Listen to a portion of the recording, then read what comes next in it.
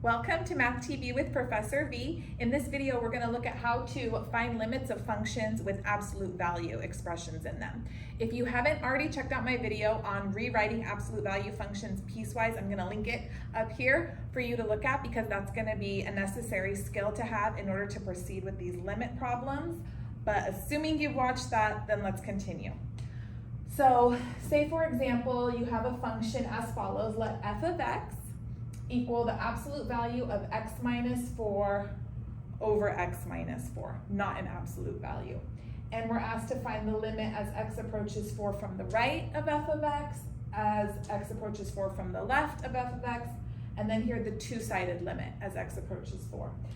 So first things first, let's rewrite the absolute value expression piecewise. So starting off, we have absolute value of x minus 4. So I'm going to split the domain wherever the quantity inside the absolute value bars is equal to 0. In this case, it's pretty easy to see that's going to be at 4. Okay, so I'm going to have one part of my function for values x larger than or equal to 4, and then the other portion for x less than 4. And as I mentioned in the other video explaining this process, it doesn't matter which inequality is inclusive, just choose one, not both. Okay? So let's see here. If I'm plugging in values larger than 4, think 5, 6, 7, the quantity inside the absolute value isn't going to be negative. So when I take the absolute value of x minus 4, nothing changes. So all I'm left with is x minus 4. Good? Okay. Now, if x is less than 4, so if you're plugging in values like 3, 2, 0, the quantity inside the absolute value is going to be negative, and then when we take the absolute value of that, it will make it positive. How does it make it positive? It multiplies by another negative, basically. That's another way of thinking about it. It changes the sign. Okay? And so I've rewritten the numerator using this piecewise function, and this is what I'm going to refer to now to evaluate each of these limits. Okay? So first one here, we need the limit as x approaches 4 from the right of f of x. So this is equal to the limit as x approaches 4 from the right. Now, here's f of x. Instead of writing absolute value of x plus x minus 4, I'm going to look at my piecewise function here. If I'm approaching 4 from the right, that means I'm coming from values that are larger than 4. So which portion of the piecewise function should we use? This one, right? The top one.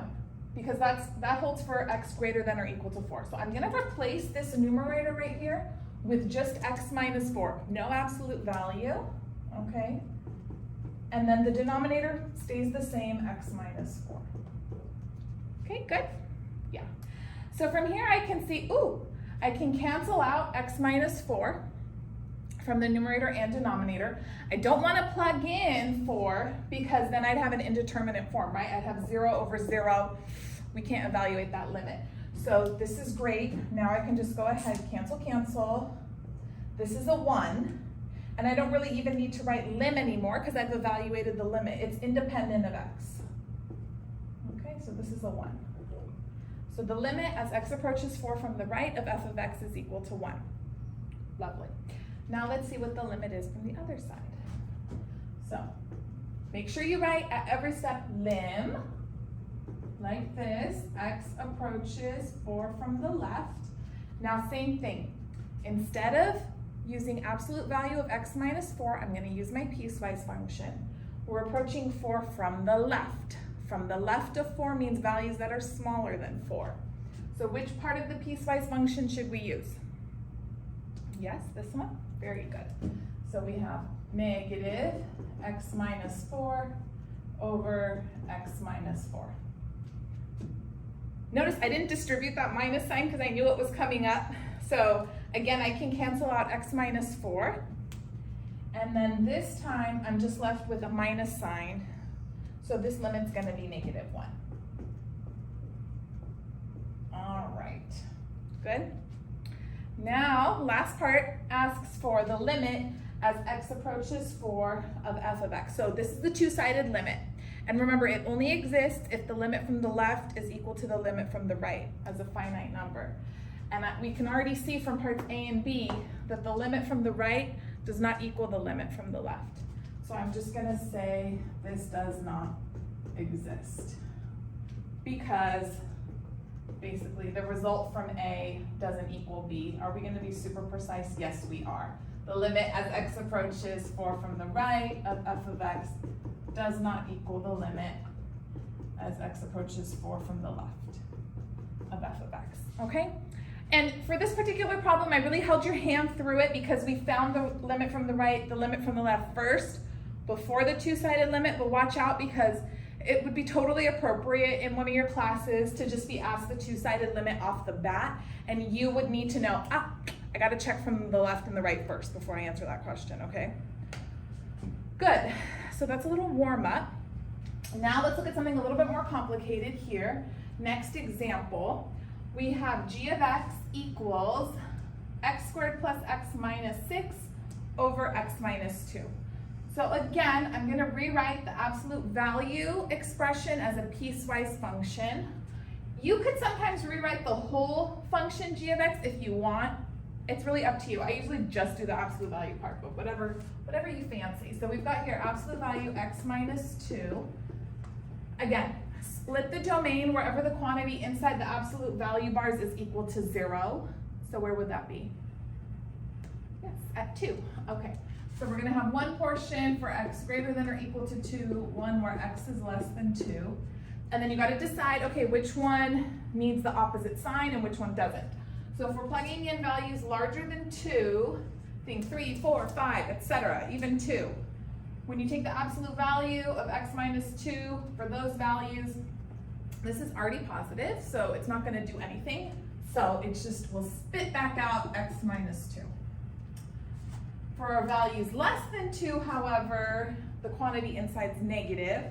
So then when we take the absolute value, how does it make it positive? It changes the sign. Okay, now we're ready for business. So we've got the limit as x approaches 2 from the right of g of x. Okay, so this is the limit as x approaches 2 from the right. Here's g of x, x squared plus x minus 6.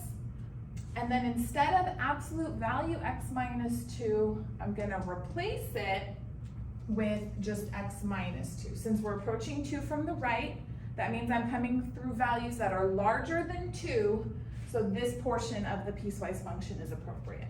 So over x minus 2. All right. If you try direct substitution, so you just try to plug in 2, right here you get 2 squared plus 2 minus 6 over 2 minus 2, what's that? You're going to get 0 over 0. That's an indeterminate form. So that's not going to work out. What we're going to need to do is factor the numerator, and hopefully you can tell how it's going to factor very nicely. Still write lim. As long as there's variables and you haven't evaluated the limit, you got to write it every step. Otherwise it means something else, okay? So lim, x approaches 2 from the right. Probably x minus 2 is a factor. It is. X plus 3 is the other factor over x minus 2. Now we'll cancel. And then we've got here the limit as x approaches 2 from the right of x plus 3. Now I can go ahead and just use direct substitution. So I'm going to plug in 2 for x. So 2 plus 3 gives me 5. Okay. Done. That one was the lengthiest. From here on out, we're just going to get rolling. All right, now we need the limit as x approaches 2 from the left of g of x. So this is going to be the limit. X approaches 2 from the left. Are you guys okay if I already factor the numerator? I know it's coming.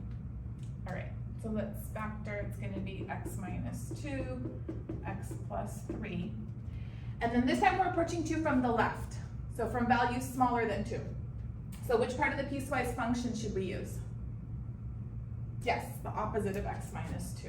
So here we've got negative and then x minus 2. Good? Okay. Again, have a little cancel party. Bam, bam. Love it. And then what are we left with here? So we've got the limit. X approaches 2 from the left. This minus sign, never leave a negative in the denominator. You could move it in the numerator or just outside the whole expression. So I'll just put it here outside, and then x plus 3, I'll keep it like that in parentheses. Okay, can we use direct substitution now? Can I just plug in 2 for x? Sure can. So this is going to be negative 2 plus 3, negative 5. Done. All right, last part. Find the limit as x approaches 2 of g of x. Can you already see what the answer will be? Yeah, again, notice the limit from the right does not equal the limit from the left, so this limit does not exist, okay? I am particular with my students that they don't put equals, because it doesn't equal anything, it just doesn't exist, okay? It really irks me, so don't do that. All right, I got 2 more examples for you. All right, example 3, we've got the limit as x approaches 0.5 from the left of 2x minus 1 over 2x cubed minus x squared. So this time it might be a little more difficult to see what the zeros are of the quantity inside the absolute value expression. So let's go ahead and factor it so we can see more easily. So we've got 2x cubed minus x squared. I'm just gonna set it equal to 0. And I can factor out an x squared. So then we're going to have 2x minus 1. So the zeros of the expression are just x equals 0 and x equals 1/2. Okay? Now, if I'm trying to decide where the quantity inside the absolute value bars is switching from positive to negative, I'm not so worried about what's going on at x equals 0, because that's 0 of multiplicity 2, and x squared is always positive, right? So this guy is always positive. What's controlling the sign of the expression inside is the 2x minus 1. So I'll split the domain at x equals 1/2, and that's the only place I have to worry about. Sometimes you do have to split it in more than one place. That's more tricky. I have a video on how to do that, but we don't need to get into that right now. So basically we're gonna say, all right, absolute value of 2x cubed minus x squared is equal to, we'll do 1 for x less than or equal to 1/2 just to switch it up, and then 1 for x greater than 1/2. Okay, so if I'm plugging in something less than 1/2, let's think of not 0, although we could just test it in here, that's fine. So 0 minus 1 is negative, so this quantity would be negative. You could even test something like -1, this would be negative, this would be positive. So everything inside the absolute value bars is negative, so we got to take the opposite. So negative 2x cubed minus x squared. And then for x greater than 1/2, say 1 we want to imagine in our head, this would be positive. 2 times 1 minus 1. 1 squared, that's positive, so it would just spit back out 2x cubed minus x squared. Okay, good. So for this problem, we only need to find the limit from the left of 0.5 or 1/2. So we're working over here. So I'm going to go ahead and just rewrite this. This is the limit. X approaches 0.5 from the left. And we have 2x minus 1 over, instead of absolute value 2x cubed minus x squared, I'm going to write negative quantity 2x cubed minus x squared. Okay? And then from here, we know 0.5 is a 0 of this quantity. It's also a 0 of the numerator. So if we try direct substitution, we're going to get nowhere. We're going to get 0 over 0. So let's factor. We just did it a second ago. So we've got limit, x approaches 0.5 from the left, 2x minus 1 over, let's put the negative, we'll leave it there for now, negative x squared times 2x minus 1. Okay?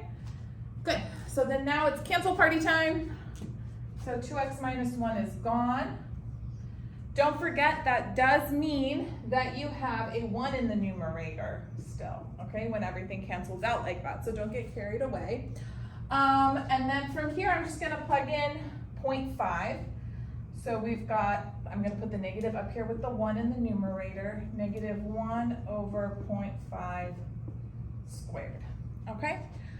0.5, don't grab your calculator, we don't need it. 0.5 is 1/2. You square a half, it's 1/4. 1 over, flip it. -4, look look at that.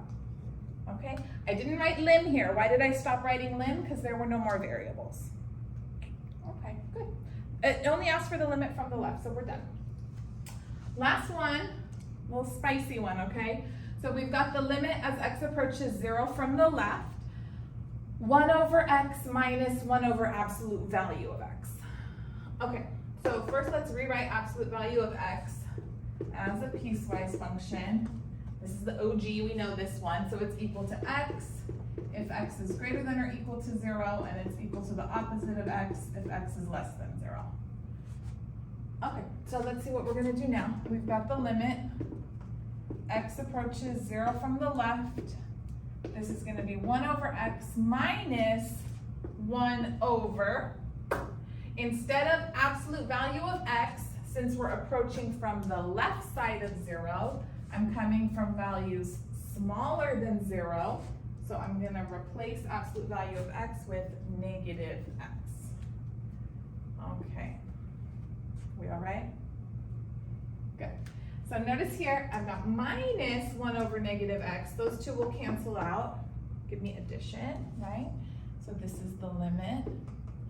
X approaches 0 from the left, 1 over x plus 1 over x. I already have a common denominator, so this is limit. X approaches 0 from the left of 2 over x. Okay, this one you gotta think about. 2 is a constant, that's not changing. X is approaching 0 from the left, so the denominator here is approaching 0 through negative values, yeah? So the sign of this entire expression right here, as x is approaching 0 from the left, is negative.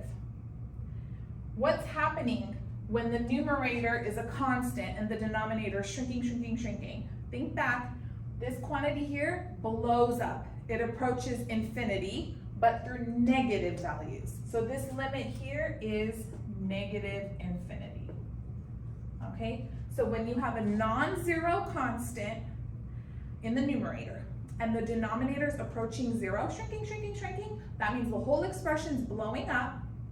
The limit's going to be positive infinity or negative infinity depending on the sign of the entire expression. And in this case, we could tell since the numerator's positive, the denominator's approaching 0 from the left, that means it's negative, then this whole thing's negative. So it's getting very, very large in the negative direction. If that's a concept that you struggle with, don't worry, I got a video for you already. All right, I got so many videos. So I'll link it right now. It should be there.